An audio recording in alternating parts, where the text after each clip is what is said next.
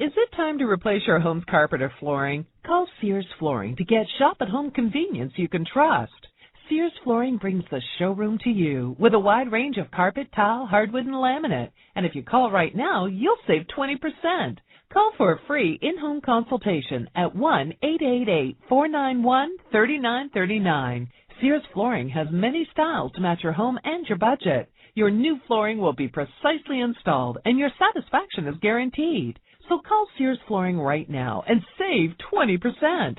Call 1-888-491-3939. Offer ends soon. Not available in all areas. Installation provided by Sears Authorized Licensed Contractors. License information available upon request. Call Sears Flooring. You'll save 20% if you call now. Call 1-888-491-3939. That's 1-888-491-3939. Sears. Blog Talk Radio. Hello, everyone in the franchise world. My name is Paul Segreto, and this is Franchise Today. Well, today marks the 6th segment in our 2nd annual Franchise Legal Series, and it really has been a great series, and I really like to thank my co-producer, Joe Caruso, for putting together such a great series. A matter of fact, as a treat today, we have Joe on the line with us today. Joe, welcome to Franchise Today. Great to be here, Paul.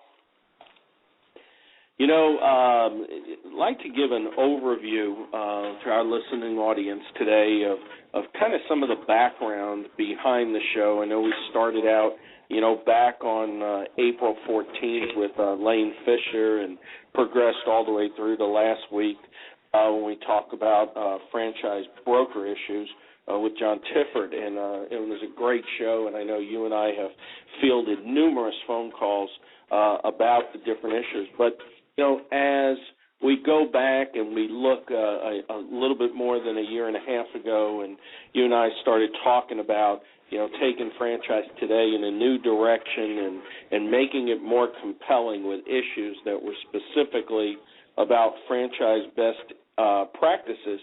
You would give me some of your thoughts behind, or share some of your thoughts behind, the series, last year's series, 4 parts, this year's series, 7 parts, and of course, many other attorneys wanting to get involved in this.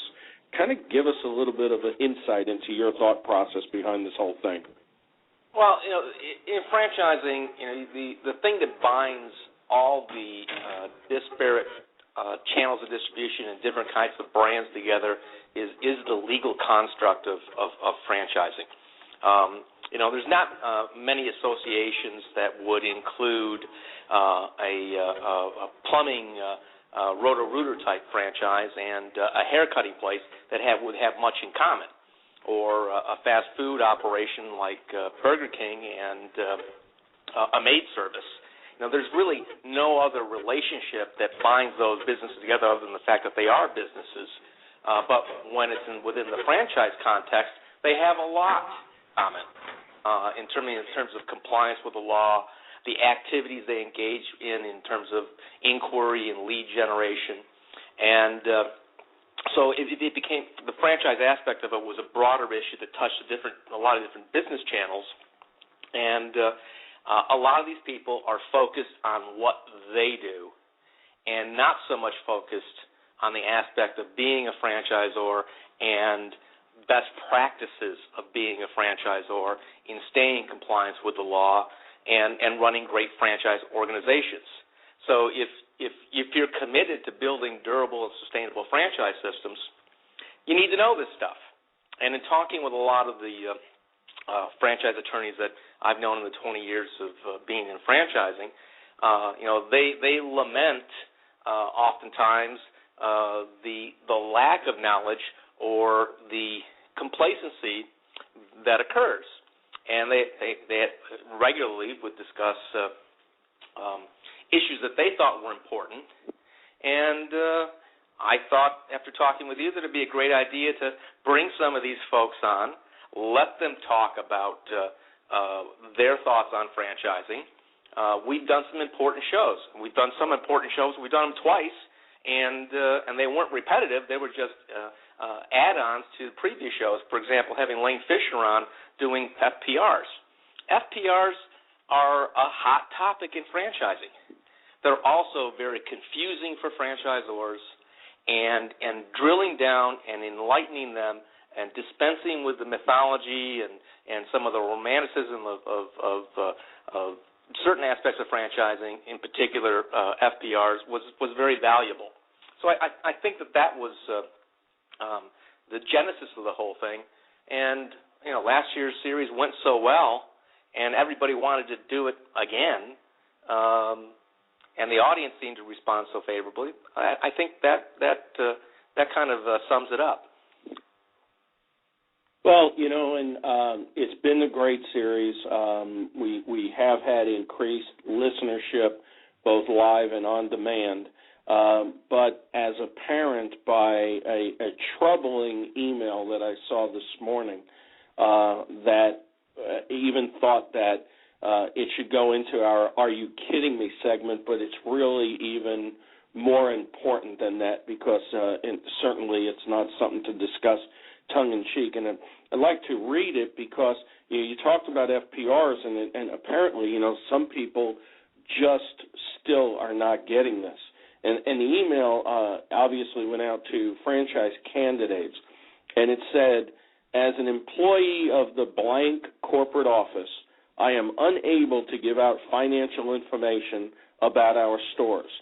However, we'll be holding a validation conference call with one of our current franchisees on this coming Wednesday, May 18th at 8 p.m. This is an open forum call, and the franchisee will be answering any and all questions you might have, including ones about the financials of their store and their experience with blank. If you're interested in attending, I will first need a completed application. I've attached the application to this email, which can be faxed or emailed back to me. Please note, if there's any information on the application you do not feel comfortable sharing at this time, please leave it blank. I only need the document so I may get you access to our private financial information." Well, it doesn't take a rocket scientist to figure out that is an improper FPR.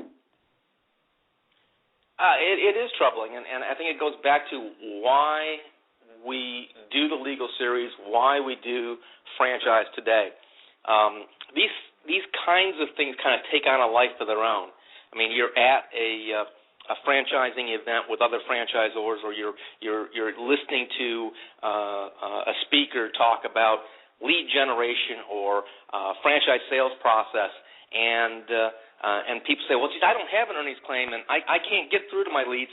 I can't get them involved and engaged in the process. I need some things." And then some bright person comes up with this idea.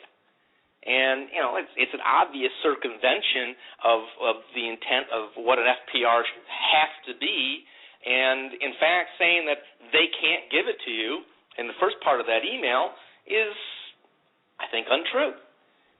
So we want to really be, mythbusters on some of this stuff, and give people ways that they actually can do things. It's not good enough having a show like Franchise Today and a legal series and saying to people, here are all the things you can't do. Here are all the problems. If you don't have the attendant solutions to go along with it. And here's what you shouldn't do and can't do, and here are the things you can do to really make and build a durable and sustainable franchise system using best practices in a compliant way. Absolutely.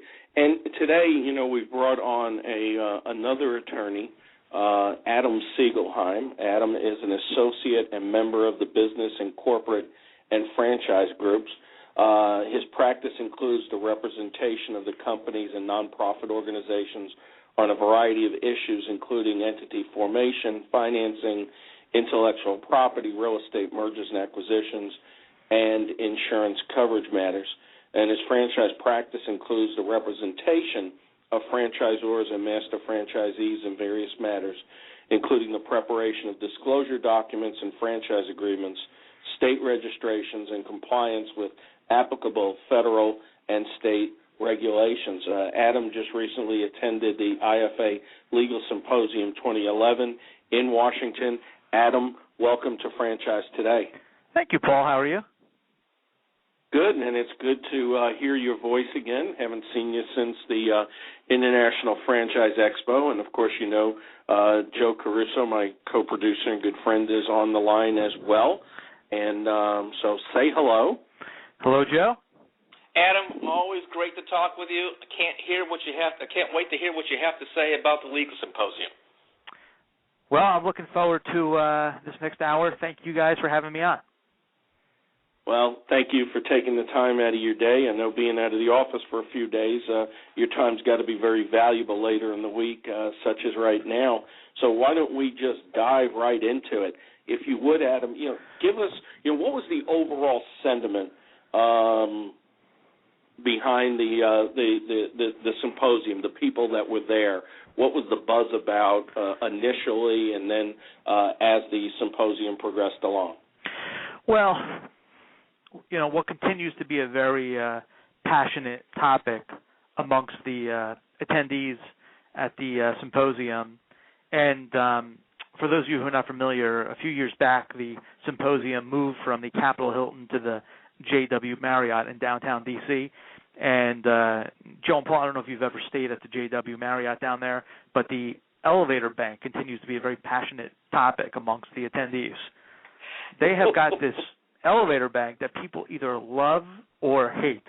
Basically, the way it works is when you go to the elevator bank and an elevator's there, you don't necessarily get on it. You type in the floor you're going to, and the computer tells you what elevator to go to. I actually think it's great, you know, because what it does is you have two people there, and one's going to the 10th floor and one's going to the 18th floor. They'll tell you go on A, this one goes on E, elevator E, and it just shoots you right up to your floor, and you don't have to wait and so forth. But for whatever reason, people tend to either hate this thing or they absolutely love it. It's very polarizing. Now I know why they charge so much a room. I know when I was checking rooms for the IFE, what was that, at the beginning of April, the end of March, and I called the JW Marriott, and I said, I need your rate. You know, I'm going to be there for 5 nights because we were staying for the Small Business Lending Summit. And without blinking an eye, very, very, very confident, and said, oh, our rate is $789. It's unbelievable. I said, excuse me? I said, and then tax, title, and license, the whole 9 years? She goes, yeah. And I said, well, what about the friends and family rate? Because we have some relatives that work for Marriott. And she said, oh, hold on a minute. She goes, oh, that's $599. I said, do you know I could go on for several days to Costa Rica, including airfare for that rate? She said, well, yeah, okay. So now I know why. Well, I was going to say, in Costa Rica, you're not going to get that elevator bank. You know, it's actually, I mean, the best advice I can give people is if there's a conference you want to attend to, reserve your hotel room right away under the room block for whoever's running that conference, because otherwise you get into that situation where you happily call up, you know, the reserve a room under the $299 a night room block rate, and that's sold out. But good news, we got you for $700 a night. Yeah, well, I think it's their way of telling us that $299 is a bargain, right? But believe me, it's definitely that's the value of joining the IFA right there. Yeah, I suppose it was actually really interesting. I've kind of had a similar feel to the expo that the three of us had attended a month or two back, where you could really kind of feel a little more balance in people's steps. People feel the economy is kind of moving in the right direction. I don't think anybody would tell you that the economy is completely bounced back. I mean, all you have to do is watch the news to know that that's not the case. And with franchising being so heavily tied to the credit markets, you know, that's probably going to be one of the last industries to fully recover. It's going to have to lag behind the banks, you know, lending again with a more robust lending program. But at least you do get the sense of walking around the symposium over the last few days that there is a sense of optimism. People feel that things are going in the right direction. And I think that gives the confidence to a lot of these franchise companies when they're making decisions to bring on that head of development that they've been holding off on bringing, or bringing on more personnel, or aggressively going back into marketing to try to get more deals done, because they feel that there's more of a chance that these deals are going to happen now as things start to soften a bit. Sure, Joe. I know you spend a lot of time in the capital city, attending various association meetings and franchise business network groups. and obviously meet a lot of attorneys. As a matter of fact, the first thing I'd like to say is congratulations to your appointment to president of the Capital Area Franchise Association. Is some of the same sentiment, are you seeing that in the association and business network groups as Adam saw at the symposium? I think in a phrase, it's cautiously optimistic.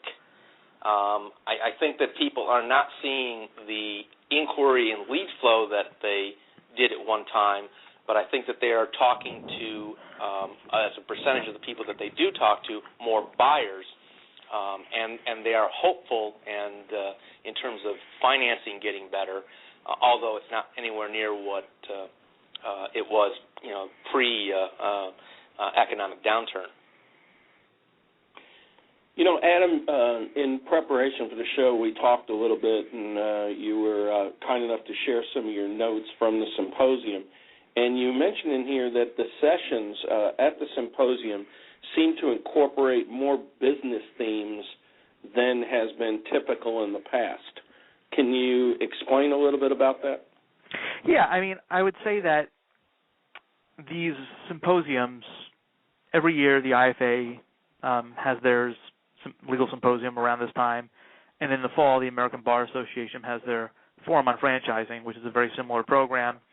And when you're attending these, year after year, twice a year, some of the sessions start to feel like they're just kind of become recycled. And one of the things I thought they made a really good effort with the symposium this year, the organizers really tried to focus on some of the business aspects of franchising, which to me is a great way to go because, first off, it kind of puts a new angle into the sessions. And second, attorneys, when they're advising clients, you can't just advise your client in the vacuum of only the legal considerations. You do have to factor in the business considerations and kind of blend that in with your advice so that you're giving proper legal advice that also has a practical aspect. So it was interesting to see some of the sessions that really were sessions that they were just as informative for an attorney as a franchise executive. So, for example, one of the sessions was, I didn't attend it, but I saw in the materials different practices to collect past due royalty amounts and just very practical things that you're going to want to know if you're the CFO or president of a franchise company, and certainly different practice pointers for attorneys as well. So I thought they did a excellent job of really kind of trying to weave in business themes into the legal sessions. Now, you also mentioned NASA working on a couple of interesting projects. What exactly are they working on? Yeah. And when I talk about NASA, I'm not talking about the space agency. Yeah, right? they're actually talking about going to Mars. This is the Security Association. And Dale Cantone, who is the head of NASA, was in one of the sessions, and he had mentioned that one of the things they're working on is a commentary for multi-unit franchising. There's no standard, when someone says area developer or sub-franchisor, not everybody's on the same page of what that person is talking about. So one of the things they were talking about doing was having standard definitions for different terminology that the whole country can go by, and also kind of drilling down and giving their input on the disclosure documents in terms of what's actually required to be disclosed for each item when you're doing multi-unit franchising. So that's definitely a hot item that people are going to look forward to reviewing. I subscribe to the American Bar Association's listserv through the Forum on Franchising, where attorneys and other professionals who are part of the listserv are able to shoot comments and questions back and forth, and you do see that periodically popping up with people trying to get guidance from other attorneys on, if this person is doing this, are they technically an area developer or not? Does this need to be disclosed? So I think it's definitely going to be very welcome to see NASA weigh in on all that. The other thing that they were talking about doing was an electronic registry for state registrations. kind of, they didn't go into much details, but one of the things I took away from it was they were kind of looking at what Wisconsin was doing, of the ability to be able to electronically file the registration online and having some kind of service that could potentially be used for all the states. That seemed to still be in kind of the early process, and they hadn't really figured out from a budgetary standpoint, from a technology standpoint, but just one of the things that they're working on. So that obviously would be another very welcome change, when that came to fruition. But with respect to the definitions regarding, area developers, master franchisees, et cetera, and all the terminology that's used out there, how close are they to actually implementing this type of action? They did not give a timeline. Okay. They just basically said they're in the process of doing it, and obviously it's going to come out as advisory when it does come out, and then at that point the states will determine on a case-by-case basis if they're going to adopt it. But they didn't give any indication of when this would be coming about, only that they were working on it. Sure, Joe, and I know you're probably thinking the same thing, that they probably need to come up with a definition for franchise consultants and franchise brokers as well, right? Well, it'd probably be a good idea, but getting back to, I'm glad that Dale and NASA are addressing this, because it is an area of confusion, and I also subscribe to the ABA Forum on Franchising listserv, and you can go back into the archives, and it's a perennial question. You can go back years, and people ask the same question over again. Yep. Whether someone is a development agent, whether they're an area developer, whether they are a sub-franchisor, and more importantly, if you're a development agent, are you required to have your own disclosure document if you're sub-franchising in an area, or are you going to use the franchisor's franchise disclosure document? And it really depends. And it would be nice to get some clarification on that. Absolutely. Yeah, and it's really scary. As most know, that I spent a little time consulting in the commercial cleaning industry, janitorial industry, and seeing some of the master franchisees having their own disclosure documents and actually being expected to follow franchise sales best practices when selling unit-level franchises at, $1,000 or $2,000 down is just, I cringe when I think about it, and it's no wonder that the state of Massachusetts took action against one of the major commercial cleaning franchisors with respect to an alternative workforce.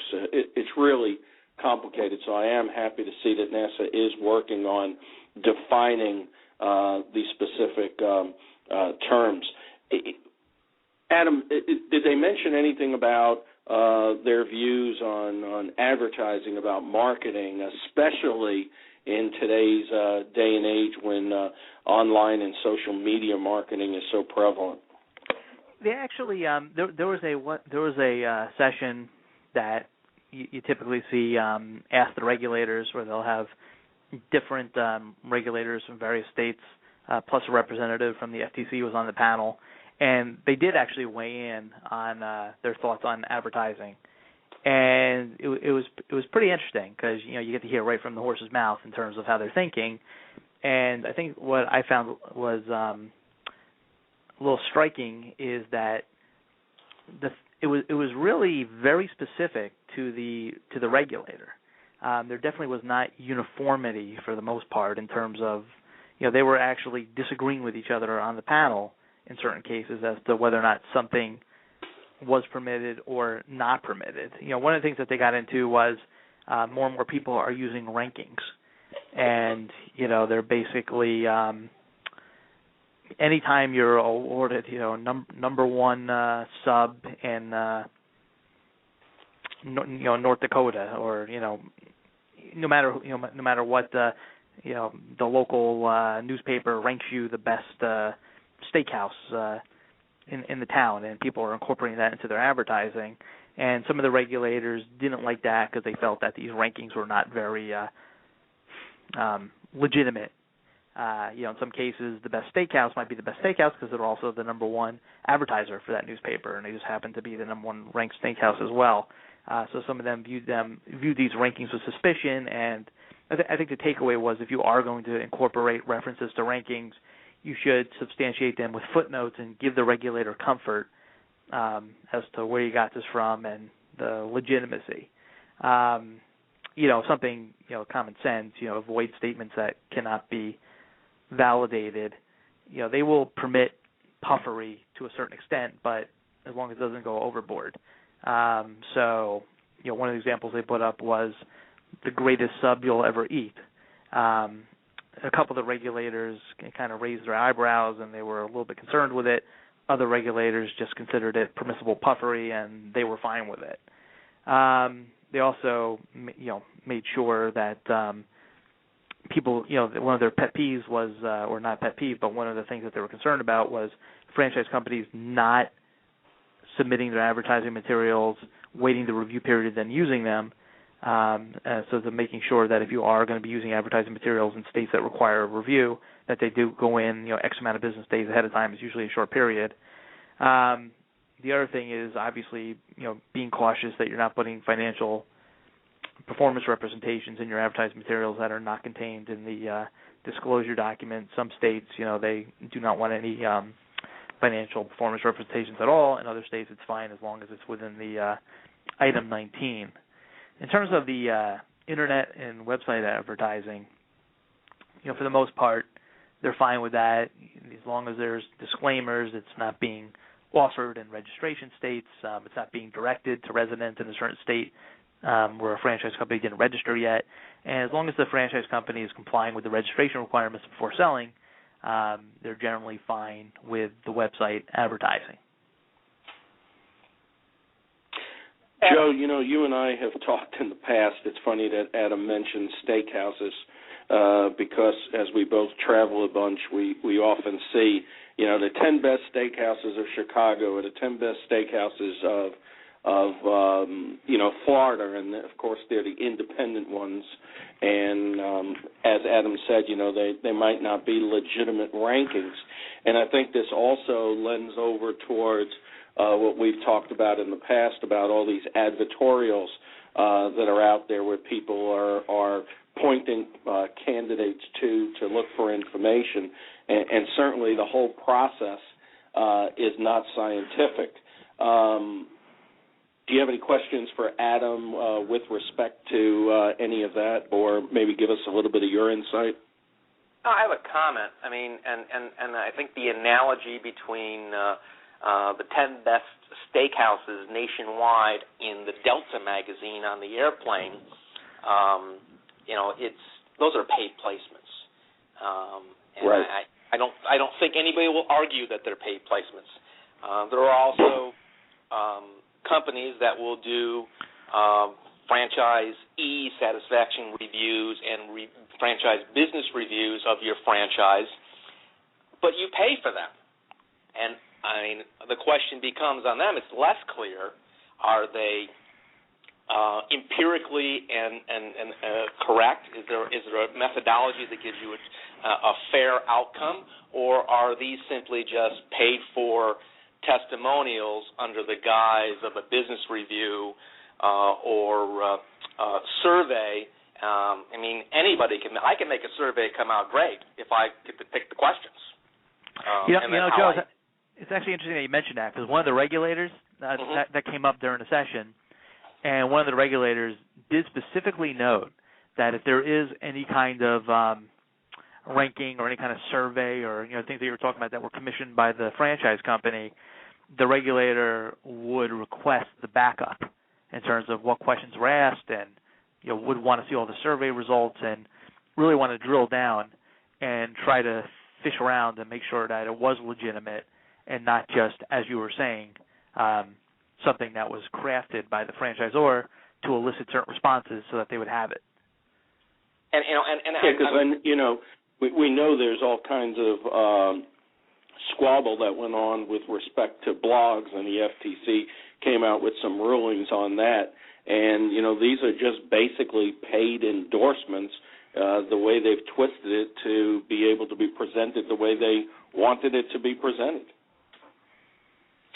Yeah, and this is this is great conversation because this is the essence of why we do the Franchise Today show, and in particular the legal series, because this is information that franchisors, franchise executives, and professionals need to have, because a lot of these activities seem benign, they seem innocent, they seem casual, but they can have consequences to your franchise company that could be devastating, especially if you're a small franchisor. Now, if you're a large franchisor, you might have created more problems with individual franchisees, but this could put a franchisor out of business if these activities persisted over time and they sold a bunch of franchises, say, in California, and California decides, hey, you know what, you got to offer all these people rescission. I'm not sure that small franchisor could pay that bill. Yeah, I don't think so. And if people want to know a little bit more about rescission, may I refer them back to an earlier segment on Franchise Today with Warren Lee Lewis, as we were talking about franchise sales best practices. And also, Adam, and I want to jump to the back of your notes with respect, as we just mentioned social media. Mentioning your notes, enforcement of social media and how employment cases are actually starting to pave the way. Can you give us a little bit of your thoughts behind that? Yeah, I mean, one thing that was interesting is I attended a breakout session on enforcing social media policies, and when they introduced the panel, they were all employment attorneys, which makes sense if you think about it, because generally if a company is having an issue with social media postings, there's a good likelihood that it's going to be a disgruntled or a former employee that's posting that stuff. So it kind of makes sense that the employment attorneys are on the front lines of this, and it also makes sense that what the courts decide in those cases are going to likely be relied upon when courts are deciding similar issues in franchise cases. You know, we recently had a case here in New Jersey with Houston's Restaurant up in Hackensack, New Jersey. And the manager, and this obviously, strikes me as it went back a few years because it was dealing with MySpace, and a private group had formed on there of employees of the Houston's location, and one of the employees was a little friendly with one of the managers and showed them the back and forth that was going on there, and the manager asked for the login details so he could monitor it, and the employee complied, and the manager started to read everything and, came across inappropriate sexual comments about coworkers and customers, references to drugs, negative comments about the company and its policies, and the manager ended up firing two of the people who were driving a lot of the postings. And the employees ended up suing Houston's, and they prevailed. And they basically prevailed on a invasion of privacy claim. And what the court found was that the manager, by getting the access to the site, it was basically through coercion that the employee would fear the consequences if she didn't turn that information over to the manager and let the manager log on. So the manager kind of bullied his way in through his power as a supervisor at Houston's, and basically came on under her login and was able to monitor this stuff. So there's a situation where you have a the employee saying negative stuff, and obviously we franchisors are no strangers to franchisees getting together and going back and forth either verbally or through some kind of electronic means, whether it be a social media site or some bulletin board, blasting the franchisor, and it's not uncommon for the franchisor to get access. And this would kind of lead me to believe that franchisor may not be able to take the actions it would emotionally want to take when you kind of look at this case.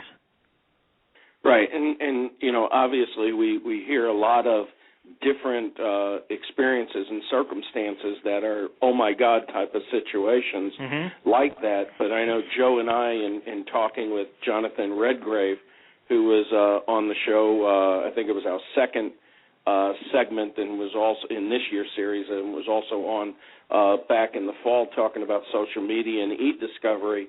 And we talked, Joe, I think, if you recall, about LinkedIn and the and probably just the very honest approach of giving somebody a recommendation on LinkedIn, and whether it be for somebody that was a former employee or something along those lines, and then all of a sudden it gets twisted into employment issues. And, of course, we know in LinkedIn we've seen, earnings claims. I mean, some of them are the less than obvious, oh, my God, moments like you just described, Adam.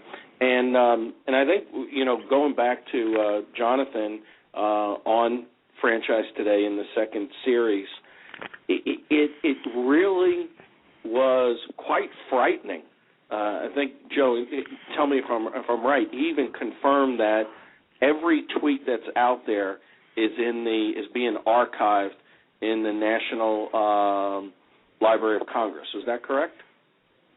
That's what he stated on the show, and I think it's important, his comments to the question about LinkedIn recommendations and what if a company has a policy that says we don't give recommendations to former employees, and you've got had a great relationship with your boss or your subordinate or your peer, and you get them to write you a glowing LinkedIn recommendation, and you've just been severed from the company, what problems could that pose?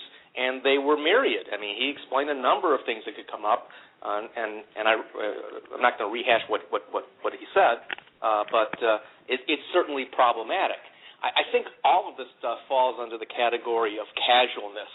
I remember back in the 90s that I had to go through a seminar with attorneys on email, and it was the goal of this particular seminar was to dispel the notion that emails are casual.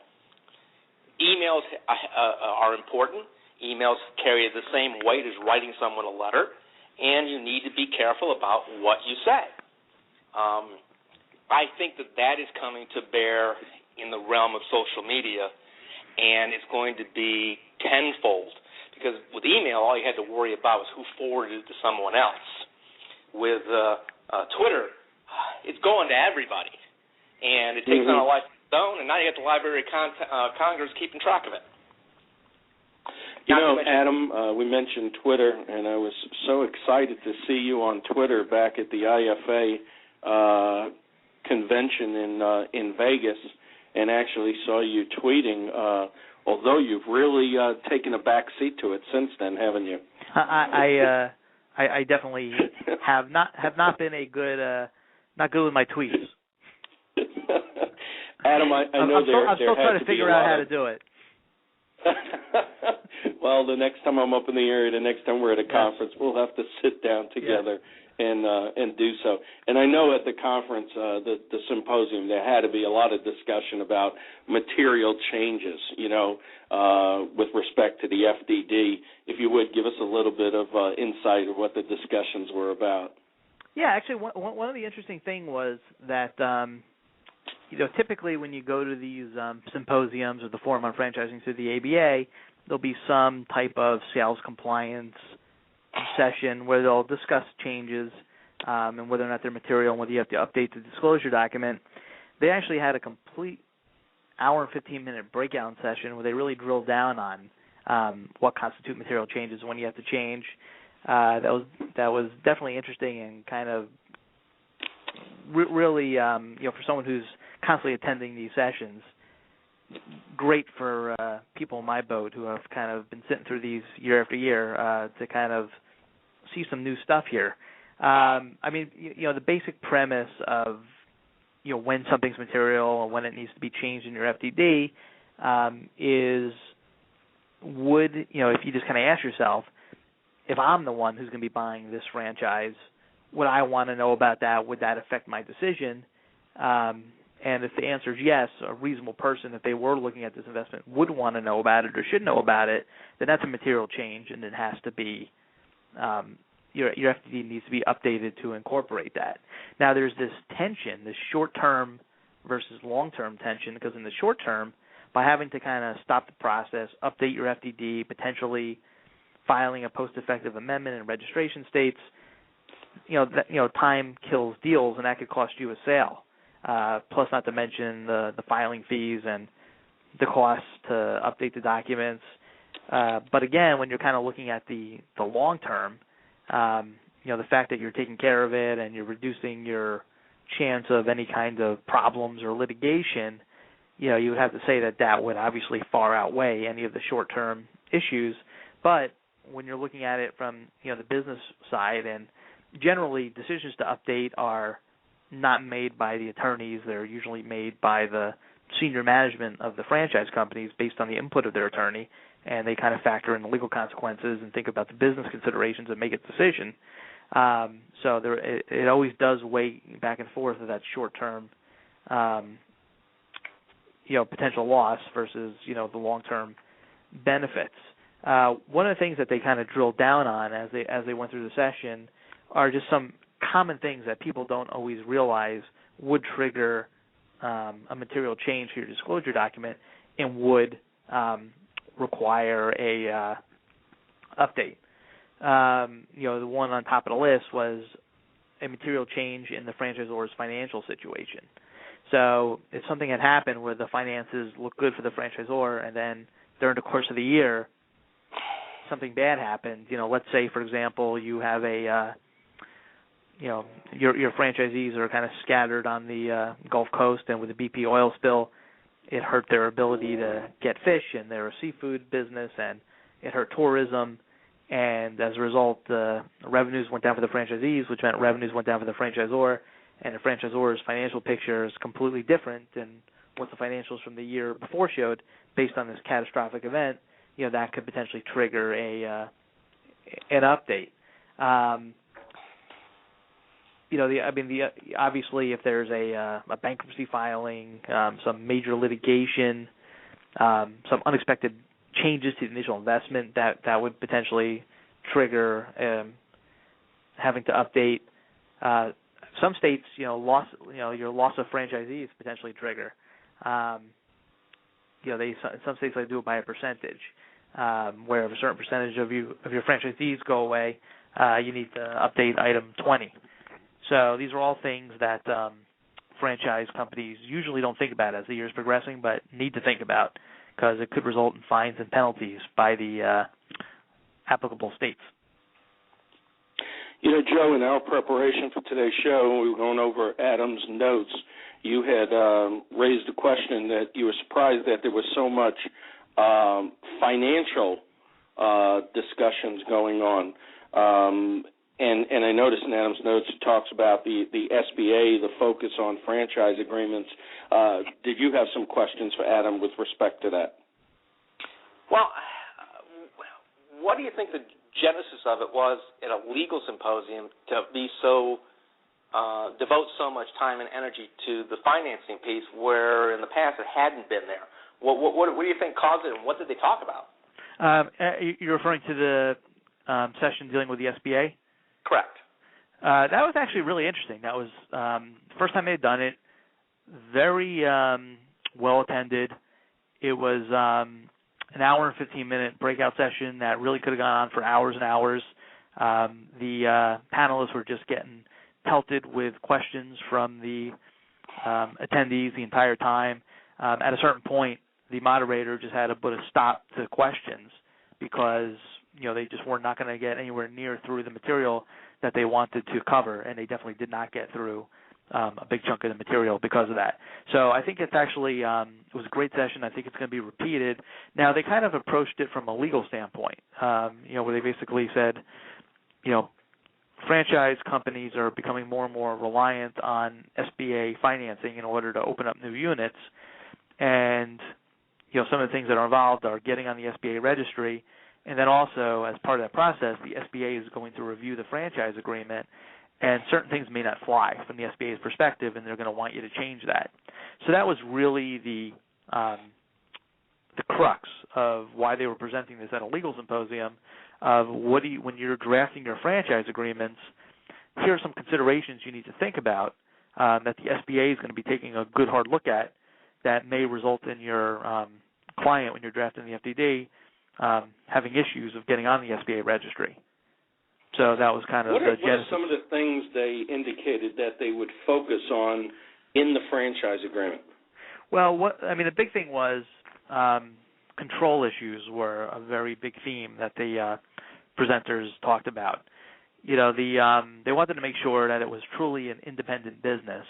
And, Joe, Paul, you had talked earlier about consulting in the janitorial services industry, where some people have argued that they're glorified employees. It's not really their own independent business based on the way it's structured in terms of the franchisor getting the jobs, doing the billing, and just paying, the franchisees from that. So, those are issues that the SBA looks at, and they want to make sure, because if it's not a truly independent business and they're affiliated with the franchise company, and at that point, if they're not really separated, are they truly a small business as defined, under the SBA guidelines and eligible for SBA financing? So they are really looking at, they want the franchisee to have the ability to profit from their hard work and, bear the risk of loss and not just be and have it really be their own company, not just a glorified employee of the franchisor. One of the things that came up where people were asking about, well, what about step-in rights? And step-in rights is when, due to some kind of dramatic circumstances, the franchisor does not feel that the franchisee is able to run the business, and the franchisor is going to step in for a management fee. So that could be, in a situation where there's a disability. Franchisee gets hit by a bus, he's in a coma for a month, no one knows what's going to happen. Who's running the business? The franchisor can step in. Or there's some kind of egregious mismanagement going on, and the franchisor is concerned. And the SBA was pretty much not going to prevent a franchisor from having these step-in rights as long as they weren't permanent and that they were reevaluating every 60, 90 days whether these circumstances have changed and giving a opportunity for the franchisee to step back in. Also wanted to make sure that the franchisee was controlling their own employees, they were controlling their own money, that revenue was not flowing into an account controlled by the franchisor or a third party and then being paid to the franchisee, that the revenues were coming directly to the franchisees. Someone raised an issue of, well, what about national accounts, where the franchisor has a national account set up, and it's basically set up that if the franchisee does work, the franchisor gets paid because they're the ones that have the national account, and then they divvy it up based on who did work in what markets. That was fine as long as these national accounts were not a substantial part of the franchisee's business, and it wasn't that most of their money was going to these franchisor-controlled accounts. Another thing that they had brought up was the right of first refusal. If something happened when the franchisee was going to sell, that the franchisor had the right of first refusal. That was fine as long as they didn't have a option to buy, which means that the franchisee doesn't want to sell and the franchisor could force it. That was not okay. The other thing was you could have an option to buy assets, equipment, product supplies, as long as it was for fair market value. So that was fine. They did not want partial transfers, for the franchisor to be able to step in where all of a sudden now the franchisor owns 35% or 55% of the franchise company. They really wanted it to be all or nothing if the franchisor was going to exercise any right of first refusal. I actually found it very, very interesting because clients, we're finding that they are gravitating. If they haven't been on the SBA registry, they feel that this is, they feel a compelling need to get on there. And I'm noticing that our newer clients, they're making the jump to the SBA registry or trying to make the jump much earlier in their franchise life nowadays than they maybe would have waited longer prior to this recession hitting. So it was great hearing their comments because more and more of our agreements are being reviewed by the SBA nowadays. Adam, Yes. Who's actually reviewing the agreements? I mean, is it just the bank attorneys, or are there actually the bankers themselves, or a combination thereof? Well, it probably, the answer is like a lot of times when you ask a lawyer, is it depends. So if you're trying to get on the SBA registry, what you'll do is you'll work with Fran Data, who will basically be the liaison between you and the SBA, and Fran Data will kind of work with you to present all the information that you need in the way that the SBA wants it, and they'll kind of help you to navigate. And at that point, the SBA is going to be reviewing the agreements, and they have their own in-house counsel that has the final say on if you disagree with something that comes back. But generally, you'll get an addendum back from their in-house counsel or from someone there, and it goes from there. If you're not on the SBA registry, it doesn't necessarily mean that a franchisee is not going to be able to get an SBA loan. It's just going to be an extra step because the lender's going to have to get involved, and then they'll have to contact the SBA. And at that point, it might be a different person that reviews the agreement who's focusing more on that loan for the SBA, since you're not pre-approved on the registry. Joe, any other questions with respect to the SBA and franchise finance? Yeah, Adam, in my conversations with a sidebar conversation with other franchise attorneys other than yourself, people have had a little bit of angst over the bank credit report. Mm-hmm. And I'll go on record right now. I'm a proponent of people using the bank credit report. I think it's a very valuable tool. But the criticism has been that it could be, or it is, in other people's opinions, that it's an end run around an earnings claim. And the conversation typically goes as, well, the franchisor doesn't have an Item 19 financial performance representation in the disclosure document, mm-hmm. but yet they have detailed financial information in the bank credit report that the bank swears to confidentiality that they won't provide to the franchisee, yet they'll use it in determining whether or not they're going to provide that loan. Mm-hmm. And I got to say that the people that have that criticism, they're not being nasty or ugly, but they have a good point. I'm in the other camp. I do not think that there's an issue if you are giving the credit report to the bank, mm-hmm. and it's subject to them signing a non-disclosure confidentiality agreement that they are not going to share that information with the franchisee, and you're mm-hmm. just dealing directly with the lender. I don't think there's anything you can point to in the disclosure laws that you would be violating at that point. As long as you have that Chinese wall set up between the lender and the franchisee, I would say that it's not an end run, and it's completely. I would say that it's a good practice in terms of, and it's probably. I mean, the reality is that these credit reports are probably becoming more and more necessary, just given the climate right now. Mm-hmm. And the alternative is to say, okay, I'm going to be very conservative, and I am going to consider this an end run around the, Item 19, even though, there's really nothing that I can point to that says it's an end run, and I'm not going to do that, and my franchisees are not going to get financed, and I'm not going to sell franchises. So, I mean, I think that you kind of don't use bank credit reports at your own peril, because, they're becoming more and more popular for a reason. It's because that the banks are really relying on them. We're really moving into there's been a paradigm shift where you didn't need bank credit reports a few years ago because the banks were focusing more on the franchisees' qualifications and less on the historical success of the franchise company, and that's completely blown out of the water.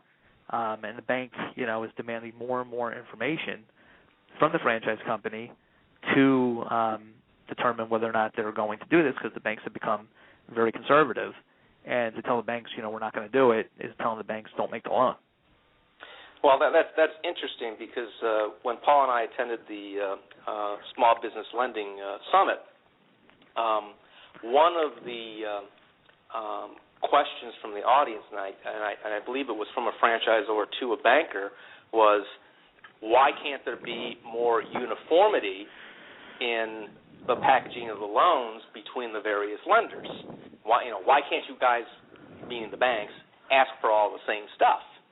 And again, I'm a proponent of the bank credit report. I recommend franchisors have a bank credit report, but that also goes in line with what you just described, that we might get to the point where we have more uniformity, which makes it easier for franchisees and with the guidance of the franchisors to shop lenders for the best deal and also for the person that will actually take them. Yeah, and I mean the other thing too is, the uniformity aspect. I would say that the banking industry in general, and this has been even well before, even in the best of times, there hasn't been much uniformity in terms of underwriting criteria for these loans, where some banks, if you don't fit exactly in the box that they want you to fit in, they're not even going to talk to you. And other banks, if you had a good story, would sit and listen to you and would be more creative. And I think it's just the personality of the lenders and stuff. It's become more uniform from the perspective of everybody's got more conservative because of what happened with the bottom falling out in the economy and so forth. But I think that while there might be a move towards more uniformity, I don't think you'll ever see it completely uniform because there's just such difference of personalities and risk tolerance and different things that people are looking for, and some banks may want a lot more information than other banks. But there's still got to be coordination because if a franchisor is using the bank credit report to be able to help get funding for their franchisees, need to know where the franchisee is actually submitting the loan so that can get married up with their loan package. Yes. Yeah, I mean generally, if a franchise company is working with FranData to create these bank credit reports, they're going to pretty much have everything teed up. So once the franchisee alerts the franchisor of where they're, who they're talking to, at that point, the franchisor is going to be able to probably, with some modification, shoot that right out to whoever the franchisee needs to have it sent to. Sure, definitely. I think we could do a whole show on bank credit reports for certain as we talk more about franchise. I can tell you this, Paul. Attending session after session, year after year, I never saw more interest, and I think it was because it was really a new, unique session that had never been presented before, any of these types of symposiums. But it could have gone all day. It was definitely. We're actually probably going to be doing an FBN meeting on a similar topic, just based on how much interest there was. Yeah, all the interest that came out of the Small Business Lending Summit. I know the IFA was at another big summit in San Diego with respect to it. There's a lot of discussion, so there's no doubt that it was a hot topic. And I wanted to touch on one more thing in your notes, and we could actually call this the putting the toothpaste back in the tube session. You have a section in your notes about remedying mistakes. And if you can kind of just give us a quick overview of what was discussed with respect to remedying mistakes. Sure. That was actually an interesting session because it's usually weaved in other seminars I've been to, but it was never just completely carved out and made into its own session.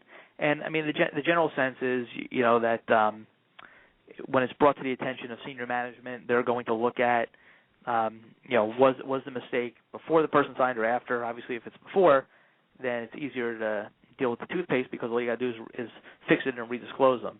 If it's after, it's a different story, and at that point you have to look at was it material, was it willful, was it in a registration state or a non-registration state? And if it's in a registration state at that point, depending on what the mistake was, you may need to approach the state examiners, you may need to offer rescission. It's really going to depend. You really got to look at how many franchisees were impacted by it, and generally the takeaway was that the lawyers would give input on what the mistake was, the consequences for making this mistake, the consequences when you approach the franchisee and potentially state regulators, as well as the consequences for doing nothing, which can sometimes be a lot worse. And at that point, senior management is going to make a decision as to what they want to do. Sure. And we are running out of time, and I'm glad you were able to get that in. Joe, do you have any last comments before we get ready to sign off? I just think I'd like to thank all of the attorneys that I've asked to be guests on the show and give them a thank you, and especially to you, Adam. We had you on today, and a great job. And we could probably have gone another hour on things that I'd like to ask you, but we'll have you on again. This has been my pleasure, and I look forward to it. Thanks, Adam. Remember, today's show and all segments of Franchise Today are available on demand at blogtalkradio.com/Franchise Today Show. May also remind you to visit the Franchise Today Facebook page, and please like us. Next week, my guest is Michael Webster, franchisee attorney and strategic chair of the International Association of Franchisees and Dealers, as he brings us up to date on some of the issues within franchisee associations, and of course the topic of discussion is franchisee associations and why franchisors should love. Oh, until then, my name is Paul Segreto, wishing you the best, the very best in this great thing we call franchising, and Franchise Today is out.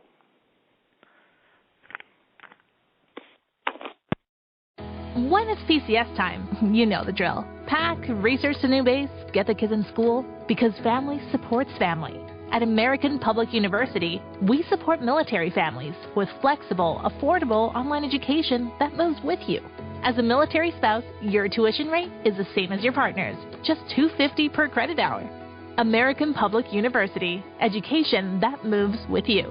Learn more at apu.apus.edu/military.